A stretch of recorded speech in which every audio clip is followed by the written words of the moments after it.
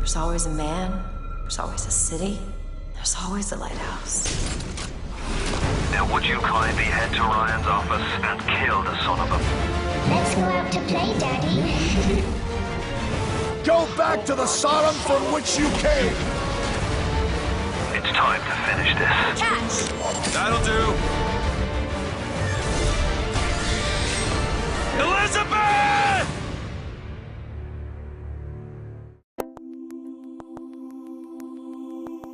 Yeah. Put your hands up for Detroit. Yep. Yeah, Peter's in. I'm in. Peter Oh my God. Brown is in. You got me, Cage. David Cage, David Cage, with his latest game, Detroit. Totally sold. You play as some sort of... You play as the worst character in Heavy Rain, but as an android. A police detective. Can't blame his robotic acting anymore. It's true. Nice. My guy died on the second mission in Heavy Rain. I never got to play him again, so maybe that's why I don't like him. But yeah, this looked pretty interesting. Right, Peter? Yeah. Yeah. I super love the idea of androids and the question of consciousness and identity. And this obviously is tackling that like full bore. And all of the various possibilities that can play out seem very interesting, especially with the high stakes in the scene they were showing. I was like, there's no way that during this demo they're going to show that girl like get thrown off the roof. No way. And then it happened, but I understand why, because they balanced it out. So like, this is a game that seems very interesting to me, given the themes at hand and the possibilities to explore those like in great depth. Yeah, like massive Blade Runner vibes coming off it, obviously. Detective story and android as well. I'm in. I was really impressed by the pullback when it showed all the different ways it could have gone and what it could have done. Like, that's really compelling to me. There's not like two answers. There's like a couple. And the acting stuff has gotten so good. I'm also kind of like, I'm really relieved they haven't used the celebrity this time.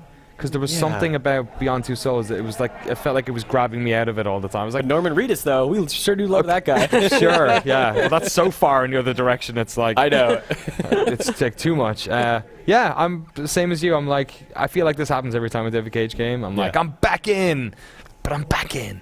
But it was kind of weird that the things they were saying, they were like, face dilemmas, gather See, that's what information. threw me off the game. Like before I saw all the branching storyline stuff, when they were putting all this cheesy text into it to really make it sound like it felt like they were overselling it to me, and it felt almost a little bit cheesy, and I was like, oh, come on, like, really? Like, that's a bit too much. Like, you know, this kind of stuff, things could have been different, you know, like, collect information. Like, well, yay, collect information. That's really exciting. Like, I face dilemmas every day. I know, right?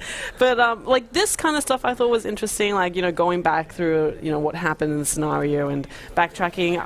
I'm interested to see how you actually play the game. Is it like whatever happens, you can't go back? Like, or do you just restart the game and play in, like, many different trees, like, say, I don't know, Until Dawn? Yeah. That kind of stuff. Yeah, I would like a David Cage game which is actually replayable from start to finish, or is compelling me to do that, because as much as I love those other games, they're very much like one and done sort of things. Yeah, very interested. Let us know what you think of Detroit in the comments below.